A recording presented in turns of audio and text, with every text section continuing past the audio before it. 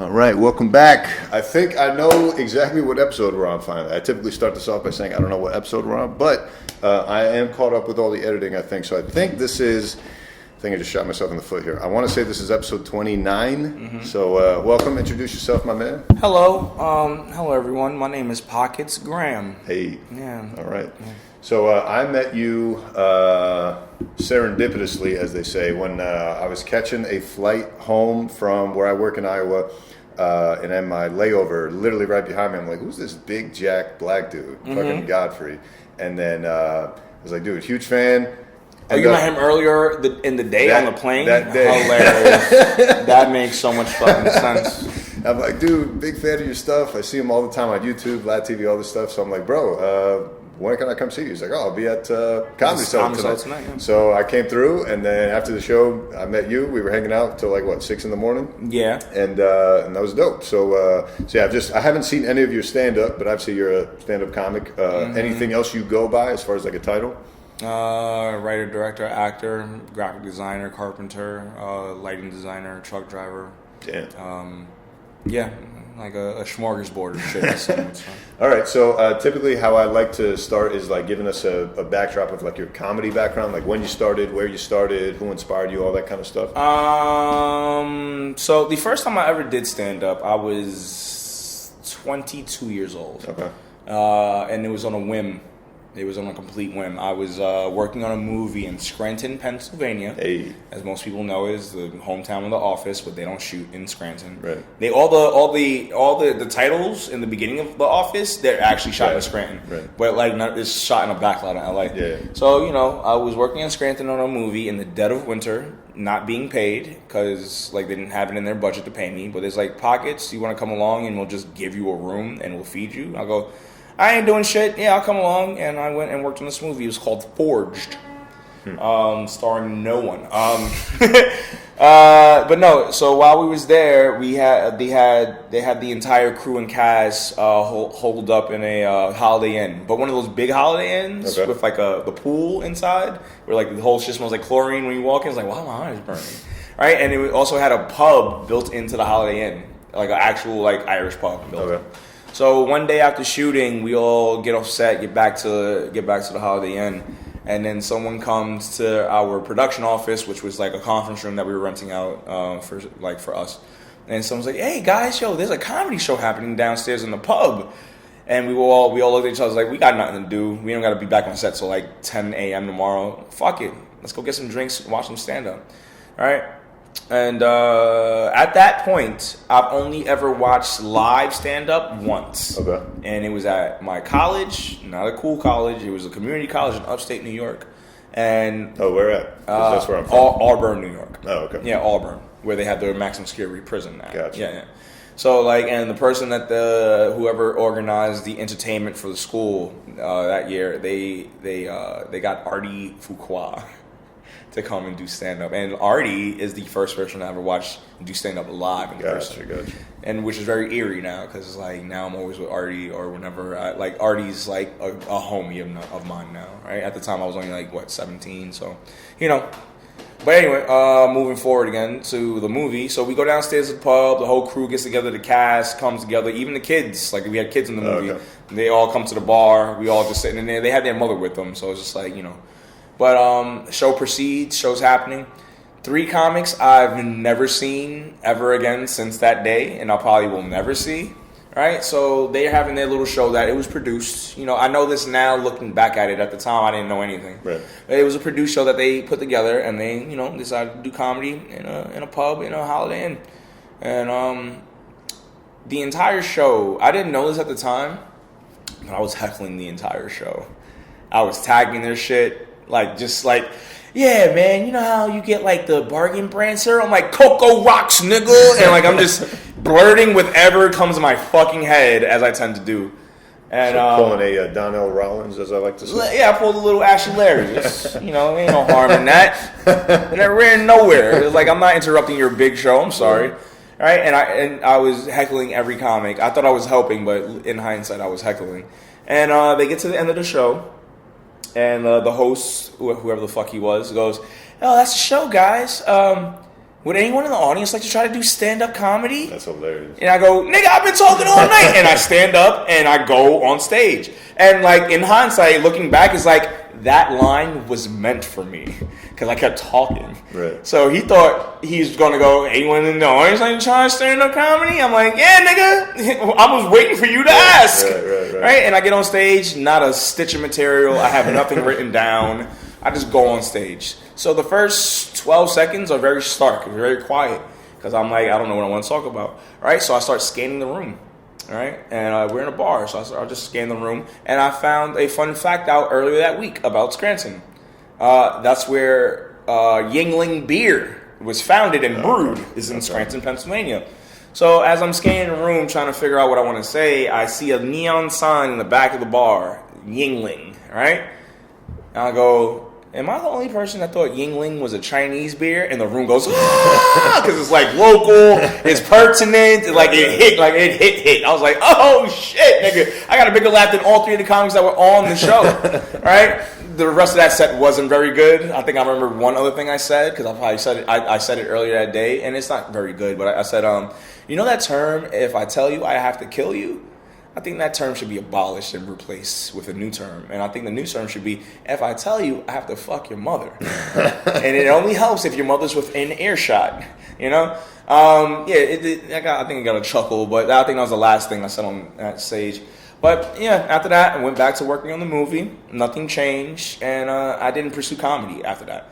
All right, so back in New York, I decided to leave New York to escape winter because of depression. I have seasonal depression.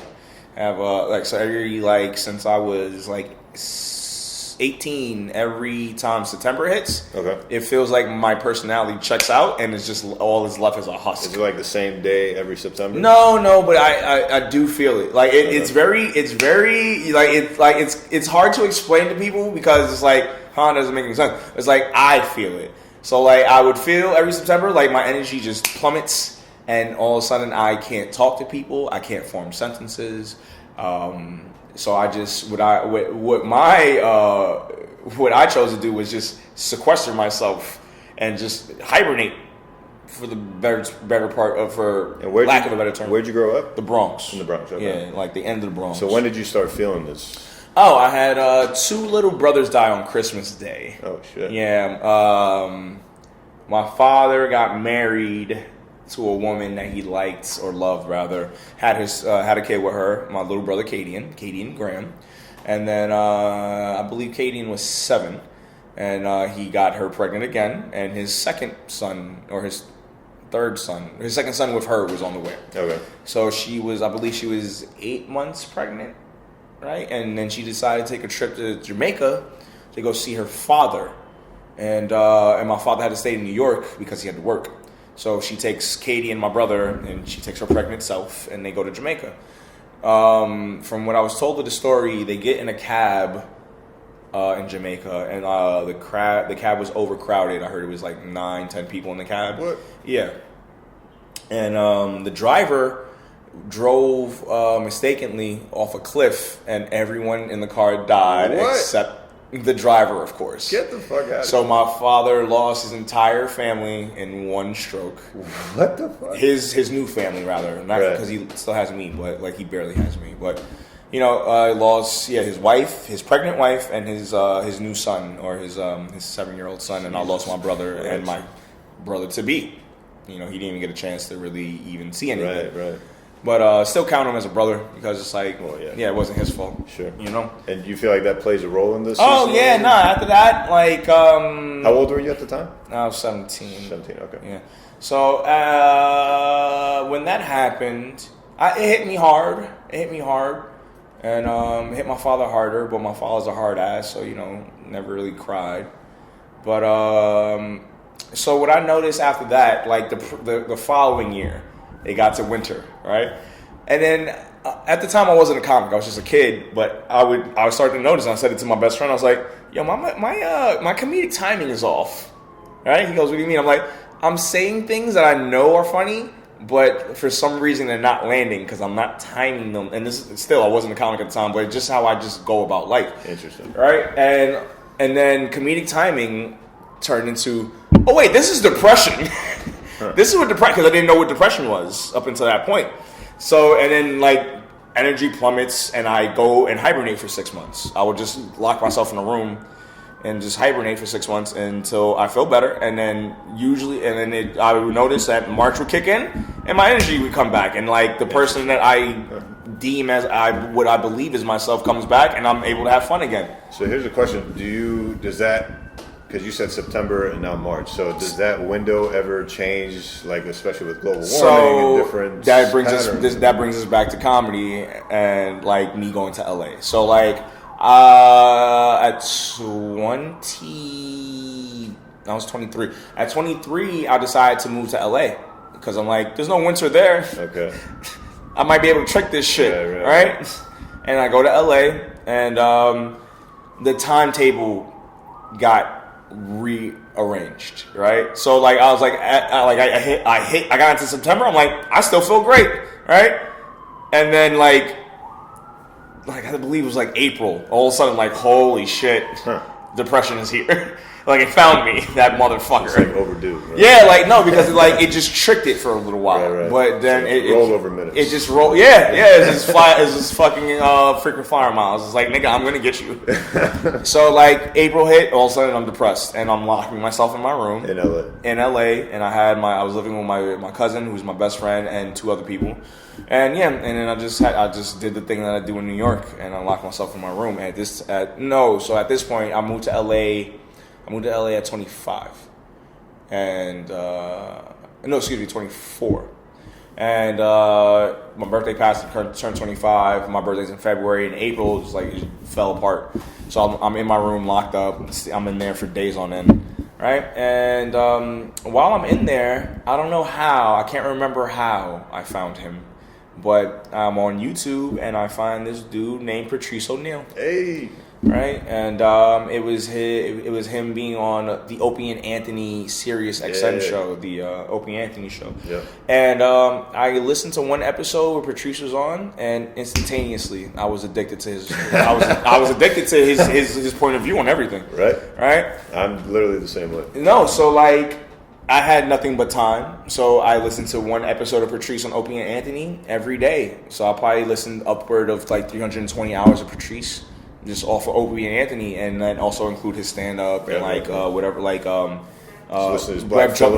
Junk 20, the whole kit caboodle. Did you ever see his side shoot? I forgot the name of it. Like This Isn't Done Yet or something. Coming soon. Yeah, the web series that he tried to. That? Yeah, I watched some of that. You get to see early Vaughn in there and shit like that. And shout out to Vaughn DiCarlo. Black Phillip show. Black Phillip. Yeah, Black Phillip is included in this. So so I just ended up getting addicted to his point of view. And as I'm sitting there wallowing in my depression and listening to this God, right? Because he was a God. Like, let's not mince words, my nigga, right? I'm sitting there and I'm thinking back to when I was 22 and that one time I did stand up. And I'm like, yo, bro, I'm listening to him, and he's hitting like a bunch of buttons in my psyche. I'm like, oh, bro, and listening to him made me think back again, like, oh man, maybe I should do stand up. Like, yo, bro, like I remember that one time it was fun. Like, maybe I should, but didn't really want to pull the trigger because I'm depressed. I'm like, nigga, I can't even leave this room. Right. So it's like stand up, like that's something for the future. Okay. Right. So I'm listening to Patrice every day. And I'll get woken up by my phone. An alert comes. Sister's here. Oh.